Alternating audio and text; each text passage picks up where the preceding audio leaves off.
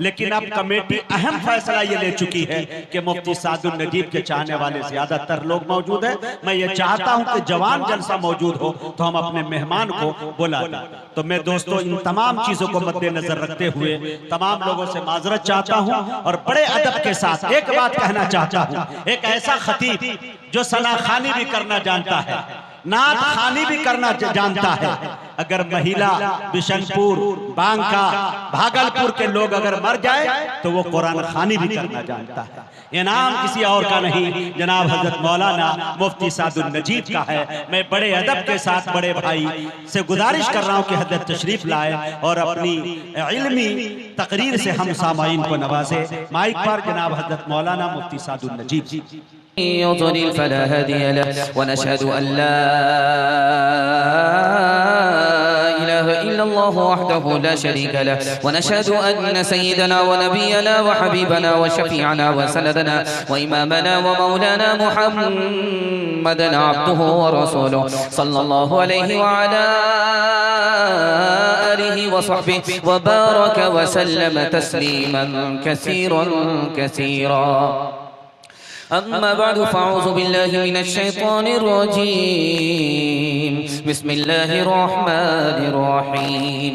إن النفس لأمارة بالسوء. صدق الله مولانا العظيم. وقال النبي صلى الله عليه وسلم إن أعداء عدوك في جنبيه، أو كما قال عليه الصلاة والسلام. سبحان الله وبحمده سبحان الله العظيم وبحمده استغفر الله. صلى الله على سيدنا محمد صلى الله عليه وسلم. اللهم صل على سيدنا محمد يا رب صل عليه وسلم.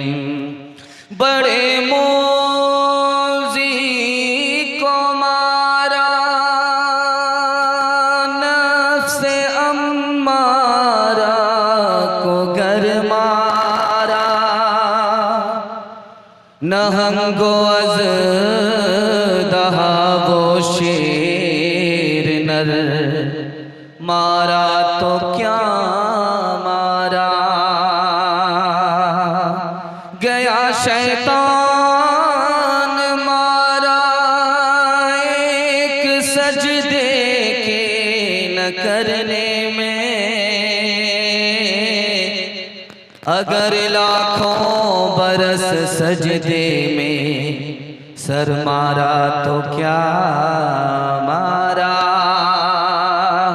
न चित कर सके नफ्स के पहलवा को तो यूं हाथ पाँव में ढीले न डाले, अरे उससे कुश्ती तो है उम्र भर की, कभी तो दबा ले कभी ये दबा ले, जो नाकाम होता रहे उम्र भर भी बहरहाल कोशिश तो आशिक न छोड़े, ये रिश्ता मोहब्बत का कायम ही रखे, जो 100 बार टूटे तो 100 बार जोड़े।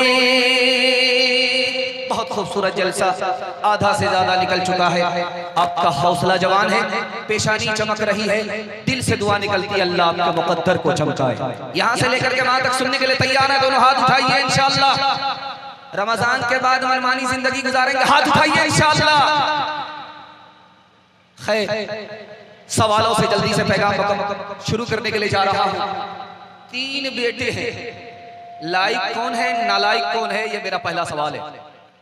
दूसरा सवाल है, घर के इल्म से 3 आदमी महरूम होते हैं नाकदरी की वजह से। घर के इल्म से 3 आदमी महरूम होते हैं, वो 3 आदमी कौन है, ये मेरा दूसरा सवाल है। तीसरा सवाल है, यहां से लेकर के वहां तक मजमा है, अच्छा कौन है बुरा कौन है, 3 रास्ते से पता चलेगा। वो 3 रास्ते क्या हैं?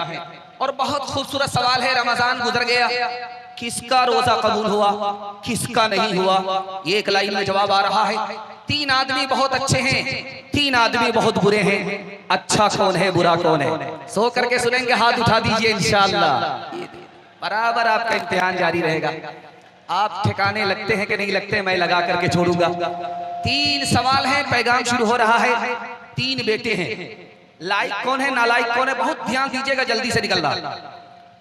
पहला बेटा है, उसका नाम है पूत। बाप दादा ने जो दौलत छोड़ी उसको बाकी रखा। ये लड़का बहुत अच्छा नहीं है लेकिन बहुत बुरा भी नहीं। दूसरा लड़का है सपूत। बाप दादा ने जो दौलत छोड़ी उसको बाकी भी रखा और बढ़ा भी दिया। ये सबसे होनहार बेटा है। कबूलियत की घड़ी में आपके लिए दुआ करता हूं, सबको ऐसा होनहार बेटा अता फरमाए। तीसरा बेटा है, उसका नाम है कपूत। बाप दादा ने जो दौलत छोड़ी उसको तबाह बर्बाद कर दिया। दुआ करता हूं ऐसे नालायक बेटे से सबकी अल्लाह हिफाजत फरमाए। घर के इल्म से 3 आदमी महरूम होते, ना कदरी की वजह से। बीवी शौहर के इल्म से महरूम होती है, बेटा बाप के इल्म से महरूम होता है, नौकर मालिक के इल्म से महरूम हो जाता है। इतना भारी मजमा है, कौन अच्छा है या बुरा है 3 रास्ते से पता चलेगा कि अच्छा कौन है बुरा कौन है। चलने की रफ्तार को देखिए कि चलता कैसे है। अगर जमीन में पांव मार रहा है, सर उठा रहा, समझ जाइए इंसान नहीं है, हैवान है, शैतान है। पता कैसे चलेगा कि आदमी अच्छा है या बुरा है। बोलता कैसे है, इंसान और मुसलमान की तरफ बोलता है कि नहीं बोलता, इससे पता चल जाएगा कि अच्छा है या बुरा है। तीसरा रास्ता, मामलात करके देखिए, किरदार से पता चल जाएगा कि आदमी अच्छा है या बुरा है। रमजान गुजर गया, किसका रोजा कबूल हुआ, रमजान किसका कबूल हुआ, एक लाइन में जवाब आ रहा है। रमजान से पहले सुधरा बिगड़ा हुआ था, रमजान आया, संदूक से टोपी निकाली, सर पर रखी, तहज्जुद भी नहीं छोड़ रहा है, और जैसे ही रमजान रुखसत हो गया वहीं पहुंच गया जहां पहले था, रमजान कबूल नहीं हुआ। 3 आदमी बहुत अच्छे हैं, जो अभी पैदा नहीं हुआ, मुसीबत नहीं देखी, बहुत अच्छा आदमी है। जो मर गया वो तर गया, वो बहुत अच्छा आदमी है। जिसका अभी हमसे कोई ताल्लुक नहीं है, बहुत अच्छा है, क्योंकि चट मिनट में ताल्लुक होता है और पट में ताल्लुक खराब हो जाता है। 3 आदमी धरती पर बहुत बुरे हैं। बादशाह होकर के झूठ बोले, बहुत बुरा आदमी है। कंगाल आदमी, फूटी कौड़ी जेब में नहीं है, तकब्बुर कर रहा है, बहुत बुरा आदमी है। बूढ़ा हो गया, कब्र में पैर लटक गए, जिना कर रहा, इससे बुरा कोई आदमी नहीं। इंशाअल्लाह तौबा करेंगे, हाथ उठाइए, बुढ़ापे में तौबा करेंगे, हाथ उठाइए। कमर झुके के मिसले कमानी हुई, कमर झुके के मिसले कमानी हुई, कोई नाना हुआ कोई नानी हुई, कमर झुके के मिसले कमानी हुई, इनके बालों में गालिब सफेदी हुई, इनके बालों में गालिब सफेदी हुई, कोई दादा हुआ कोई दादी हुई, कोई दादा हुआ कोई दादी हुई। पैगाम इंसानियत के हवाले से बड़ा खूबसूरत पैगाम आपकी खिदमत में लेकर के आ रहा हूं। उसके बाद माँ बहनों तक पहुंचूंगा, सुनने के लिए तैयार है, जोश के साथ हाथ उठा दीजिए। अभी मुजाहिद साहब कह रहे थे कि पेशाब के लिए गए हैं, बात सही है, जाने वाले कम हैं, मौजूद लोग ज्यादा। दिल से दुआ निकलती है, अल्लाह हमारे सुनाने को आपके सुनने को बेहद कबूल हो। एक आदमी सड़क पर खड़ा भीख मांग रहा था, सर उठाकर। एक आदमी आ रहा है भीख देने के लिए, सर झुका करके भीख दे रहा है। अब इस आदमी को बड़ी हैरत हुई कि कितना बड़ा बेशरम आदमी हूं मैं, भीख मांग रहा हूं सर उठा करके। ये देने वाला आदमी कितना शरीफ है कि भीख भी दे रहा है, सर भी झुका रहा है। उसने रोक करके उससे पूछा कि भाई साहब बात क्या है, सर तो हमें झुकाना चाहिए, हम मांगने वाले लोग हैं, तुम तो देने वाले हो, सर उठा करके देना चाहिए, सर झुका करके क्यों दे रहे हो। उसका जवाब सुनिए, आपका दिल बहुत मजबूत होगा। उसने कहा कि देने वाला तो ऊपर में बैठा खुदा है, पहले उसने मेरी जेब में पैसा दिया, बाद में तुम्हें खड़ा किया, मेरे दिल में तौफीक दी, मैं पैसा निकाल करके दे रहा हूं। देने वाला तो असल में वो है, काम उसका है, मुफ्त में मेरा नाम हो रहा है, इसलिए सर झुका करके दे रहा हूं। किससे सीखे खान जी ऐसी अनोखी दान, किससे सीखे खान जी ऐसी अनोखी दान। दाम गिरा से देवत हो नीचे राखो ने, नीचे राखो ने। देने वाला देवत, देवत है दिन रैन। लोग भरम मुझ पर करे, लोग भरम मुझ पर करे। यहाँ से नीचे नैन, यहाँ से नीचे नैन। आखिरी मुताला आपकी खिदमत में आ रहा है, सुनने के लिए यहाँ से लेकर के वहां तक तैयार है? दोनों हाथ उठा दीजिए इंशाअल्लाह। आपके बाईं तरफ दिल है, ये धड़कता है तो आप जिंदा, ये किसी वक्त नहीं रुकता। लेकिन एक घड़ी ऐसी भी आती है ये रुक जाता। जब आपको छींक आती है ये दिल रुक जाता। उसके बाद इस रुके हुए दिल को कौन चला रहा है? अल्लाह चला रहा है। इसलिए अल्लाह के रसूल ने फरमाया, जब तुम्हें छींक आए तो अल्लाह की तारीफ करो, जो रुका हुआ दिल था उसी खुदा ने चला दिया। मैं आपके ऊपर कुर्सी है, मेरे सामने कुर्सी है, मैं लकड़ी की कुर्सी पर बैठ करके आपसे खिताब कर रहा हूं। आप सुन रहे हैं, मैं आपको सुना रहा। एक दौर था इसी हिंदुस्तान में, एक बादशाह गुजरा, उसका नाम था शाहजहां। शाहजहां बादशाह ने किस कुर्सी पर बैठ करके हुकूमत की, आपको हैरत होगी।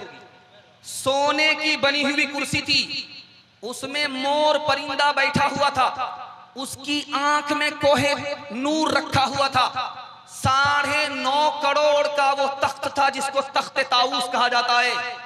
शाहजहां सिर्फ 2 मिनट बैठा, सजदे में चला गया। उसने अल्लाह मियां से कहा, मेरे परवरदिगार, लकड़ी के तख्त पर फिरौन बैठा, उसने तकब्बुर किया, सर उठाया। सोने के तख्त पर मैं बैठता हूं और सजदे में जा रहा हूं, सर झुका रहा हूं। ये मेरा दिया हुआ नहीं है, तुम्हारा दिया हुआ है। आखिरी मिसाल है, पैगाम खत्म कर रहा हूं, इसको बहुत ध्यान से सुनिएगा। बाप ने कहा कि तुम्हें महल छोड़ करके वनवास जाना होगा 14 साल के लिए। बेटे ने कहा, अब्बा हुजूर आपका हुक्म हो, अगर आप जिंदगी भर के लिए वनवास कर देंगे मैं जिंदगी भर वनवास कबूल कर लूंगा। जाने का जब वक्त हुआ तो देखा कि कोने में मां बैठी हुई है। सोचा कि दुआ ले लें, फिर जंगल का सफर करेंगे 14 साल का। मां के पास जब जाने लगे तो कलेजा फट गया, आंख से आंसू जारी हो गए। सोचा कि अगर मां ने इस आंसू को देख लिया तो मां का कलेजा फट जाएगा। जल्दी से आंख के आंसू को पोंछा। करीब जाकर के बेटा कहता है, अम्मा दुआ दे दो, मैं जा रहा हूं। मां ने कहा, सबकी खुशी अगर इसमें है कि तुम जंगल जाओ, महल को छोड़ करके तो जाओ, लेकिन मैं किस मुंह से अपने चांद के टुकड़े को जंगल भेज दूं? मैं किसी फकीर के घर में पैदा होती, कुर्सी का झगड़ा नहीं होता और मेरे चांद के टुकड़े को महल से निकल करके जंगल जाना ना पड़ता। जब मां की हालत को देखा बेटे ने, तो समझ गए कि मां पर मुसीबत का पहाड़ टूट रहा है। मां के दिल को मजबूत करना पड़ेगा, सब्र की तालीम देनी पड़ेगी। तो कहा कि अम्मा घबराओ नहीं, आज मुसीबत है, कल राहत ही राहत है। जो फूल घर में खिलता है तो लोग हंसते हैं, जब वो मुरझा जाता है तो लोग मायूस हो जाते हैं। लेकिन जो फूल पहाड़ पर खिलता है, जो फूल जंगल पर खिलता है, वो लोगों की हिफाजत में नहीं होता, वो अल्लाह के भरोसे खड़ा होता है। मां से कहा कि तू मुझे खुदा के भरोसे जंगल भेज दे, अल्लाह जंगल को मां के गोद से बेहतर बना देगा। अपनी निगाह है करमे का साज पर, सहरा चमन बनेगा वो है मेहरबान। गए जंगल हो या पहाड़ हो, सफर हो के हो हजर, रहता नहीं वो हाल से बंदे के बेखबर। उसका करम शरीक अगर है तो गम नहीं, दामाने दस्त दामने मादर से कम नहीं। इंशाअल्लाह खुदा को राजी करेंगे, हाथ उठाइए। ध्यान से सुनिएगा, आखिरी नमूना। मुल्क के हालात को देखिए, ये कलयुग चल रहा है। इस दौर में क्या हो रहा है? हर आदमी दूसरे पर जुल्म ढा रहा है, हंस रहा है, मजाक कर रहा है। एक राजा था, रात दिन जुल्म ढाता था। आज इसका घर उजाड़ा, कल उसका घर उजाड़ा, हंसता है और मजाक करता उड़ाता है। आज इसका खून पी रहा है, कल उसका खून पी रहा है और हंस रहा है। अचानक रोने लगा, कोने में बैठ गया। वजीर ने आकर के पूछा, 100 चूहा खा के बिल्ली हज को चली, बात क्या हुई? अब तो रो रहे हो, पहले हंसते थे, पहले जुल्म ढाते थे, अब तौबा कर लिया। कहा यार मैं जंगल में गया था शिकार खेलने के लिए, तो देखा कि गीदड़ भाग रहा था, कुत्ता उसके पीछे। कुत्ते ने जैसे ही गीदड़ की टांग तोड़ी, एक आदमी ने पत्थर उठा करके फेंका, उसी कुत्ते का सर फूटा। अभी थोड़ी ही देर हुई थी कि जिस कुत्ते ने गीदड़ की टांग तोड़ी और जिस कुत्ते की सर इंसान ने फोड़ी, उसको घोड़े ने लात मारा, उसकी टांग टूटी।